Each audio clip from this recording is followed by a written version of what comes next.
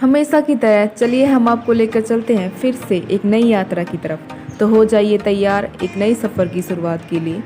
Hello and welcome to wake up channel.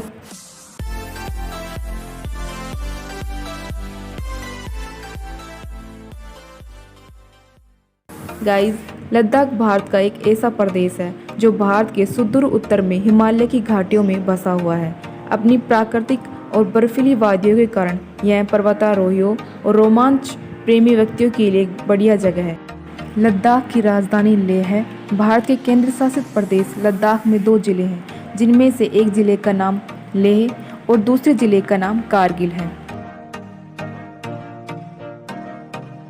Ladakh उन स्थानों में से एक है जहां हीट स्ट्रोक और फ्रोस्ट बाइट दोनों आपको एक साथ हो सकते हैं, क्योंकि लद्दाख में गर्मियों में तापमान 3 से 35 डिग्री तक रहता है, जबकि सर्दियों में तापमान 0 से 20 या 25 डिग्री तक पहुंच जाता है। अधिक ऊंचाई पर होने के कारण हिमालय के रेन शैडो मानसून को लद्दाख में आने से रोकते हैं और मुश्किल से बारिश हो पाती है। इसलिए इसे बर्फीला रेगिस्तान कहा जाता है, जहां पानी का मुख्य स्रोत बर्फबारी से जमा किया हुआ जल है। दुनिया भर के 7000 हिमतेंदुओं में से 200 हिमतेंदुओं का घर लद्दाख है। इसकी वजह से वाइल्ड फोटोग्राफर अक्सर यहाँ हिमतेंदुओं का चित्रण करने के लिए यहाँ आते हैं। लद्दाख का मुख्य खेल आइस हॉकी है, जो यहाँ पर प्राकृतिक बर्फ पर खेली जाती है, जो दिसंबर से फरवरी के बीच में बर्फबारी के दौरान जमा होती है। आइए आज हम आपको लद्दाख से जुड़े कुछ ऐसे रोमांचक तथ्य बताएंगे जिससे आपको इस जगह पर यात्रा करने की इच्छा हो जाएगी। लद्दाख भारत का सबसे ऊंचाई पर बसा हुआ शहर है, जो सुरु और जंस्कर घाटी से मिलकर बना हुआ है। लद्दाख में स्थित बैली ब्रिज विश्व में सबसे अधिक ऊंचाई पर स्थित पुल है, जो समुद्र तल से 5602 मीटर की ऊंचाई पर स्थित है। इस पुल को 1982 में भारतीय सेना ने बनाया था। लद्दाख भारत का एकमात्र ऐसा स्थान है जहां आपको 2 कुबड़ वाले ऊंट देखने को मिल जाएंगे, जो आपको भारत में और कहीं नहीं देखने को मिलेंगे। ये मुख्यतः ऑस्ट्रेलिया में अधिक संख्या में मिलते हैं, जबकि लद्दाख की नुब्रा घाटी का मुख्य आकर्षक है।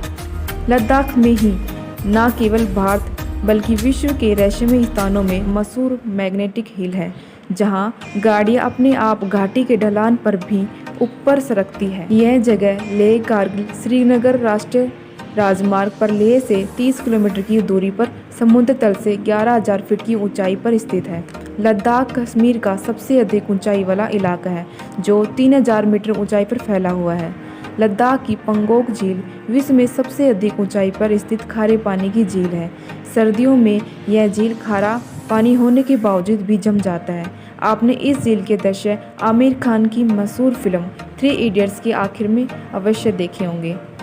लद्दाख में आधे से ज़्यादा शिया मुस्लिम रहते हैं, जबकि बाकी बची आबादी में बौद्ध धर्म को मानने वाले लोग रहते हैं। दोस्तों, आप लद्दाख ट्रिप पर साल में कभी भी जा सकते हैं। लद्दाख जाने के 2 मुख्य मार्ग हैं, जिसमें से एक श्रीनगर मार्ग जो पारंपरिक मार्ग है और वर्षों से लद्दाख जाने का यही मार्ग रहा है। दूसरा मनाली लेह राजमार्ग है, जो ऊंचाई पर बना एक नया मार्ग है। इस मार्ग पर केवल मई से सितंबर के बीच जाया जा सकता है, लेकिन सालों भर लद्दाख जाने के लिए आपको हवाई जहाज से भी लद्दाख पहुंचना होगा।